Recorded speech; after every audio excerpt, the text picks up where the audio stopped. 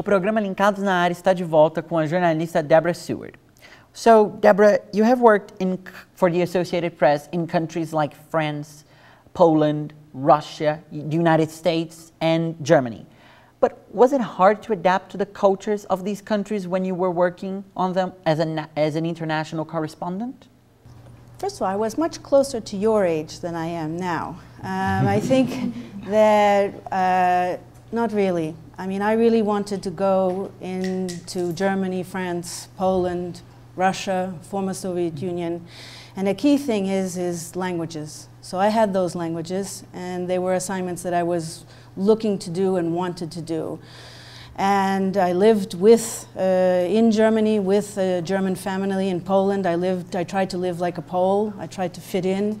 But above all, I tried to learn the language. I didn't want to do my job as a journalist through an interpreter. There were places I had to, like Hungary. I couldn't learn Hungarian. But I think that it's really important to be as close to the news as possible without a filter, experience it from all the way from people in the street to the highest levels of government, so that you get a panorama of what is going on in that country. And if you have the language, you can do more than just interview somebody, take down their quotes and put together a story. You can read their books, you can go to the cinema, you can get a much broader view of the countries that you're covering, because that's really important even if you're only covering one specific angle of something that's going on there. Is there any country you worked that you wouldn't like to go back? No. I've never, there are countries that have been hard, but I can't say that there's a country on the planet to which I wouldn't return. I didn't start out as a journalist. I studied history, I studied French, and I had different plans in life. But when I walked into a newsroom of the Financial Times the first day, by the end I knew that that's what my vocation was. And it took me to many countries, and all of them were of great interest to me. Now, Deborah, being more specific, Latin America is on debate. And because of that, ESPM São Paulo's documentary professor Silvio Barbosa has a question for you. So let's check it out.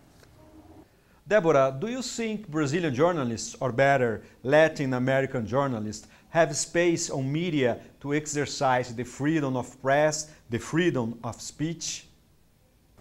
Well, I think in Latin America, it's not, while there's a crisis in the media in Latin America, it actually is similar to what's going on in other places in the world.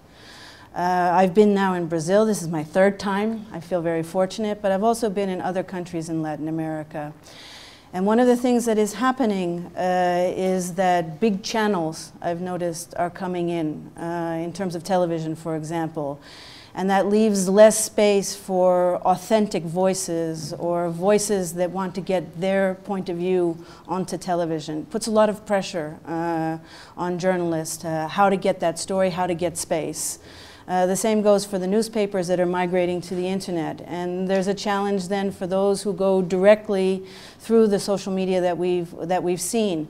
But I think that there will always be a place in journalism. Sometimes it's hard to get there for stories that are telling what's going on in a country. And sometimes you have to find new formats yourselves and start things up yourselves in order to get the word out, and it's much easier now. The challenge for what's going on and for your generation as young journalists is that things move so quickly. There's so much information that you think it makes it easy, but it actually makes it very hard because you have to choose what you're going to present, of all the thousands of pictures that you can take, what it is that you're going to bring to air. So it's this choice and proliferation of information that is the challenge here in Latin America, with lots of countries, different languages, to get the stories out. And that is really something that we have to find a solution for. We have one more question on Twitter for you now. At Maria Maggi asks, Deborah, how an investigative journalist acts so that people don't know when and why he is investigating? I actually have a viewpoint on that. I think that investigative journalists, and I'm not an investigative journalist, I have a tremendous respect for them, is the more transparency that you can bring to your reporting, the better. Because the hardest things, or one of the hardest things for those who are practicing investigative journalism, is the credibility. Because the people who are reading the stories, they want to know how you know what it is that you know. And very often as an investigative journalist, you can't reveal that because you have information that you want to share with the public, but you want to protect your sources. And I think that you have to be really upfront to the greatest extent possible and transparent, as I said, because it's the credibility that affects not just investigative journalists, but the profession as a whole. And that's a critical factor that I really think is very important when you're practicing that kind of journalism. Well, Deborah, thank you so much again for coming. Thank you so much for your time with us here, and you're welcome to come back whenever you like. And you are all welcome to come to New York, and you are all welcome at the UN. Thank you. Thanks, Debbie. Termina mais um Linkados na área. Hoje conversamos com Deborah Seward. Para assistir outras entrevistas, acesse o portal dos alunos de jornalismo da ESPM São Paulo ou nosso canal no YouTube.